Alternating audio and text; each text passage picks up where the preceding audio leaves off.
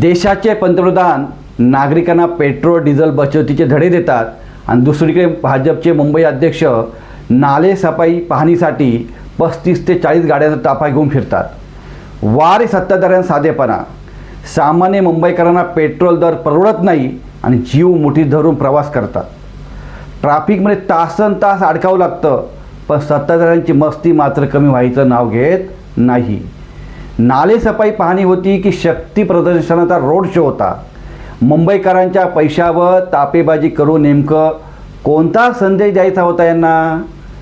जनतेला सांगतात इंधन वाचवा आणि स्वतः मात्र 35 ते 40 गाड्यांचा ताफा घेऊन पदाचा माज दाखवतात. हीच की भाजपची संस्कृती? हीच का पर्यावरणाची भूमिका?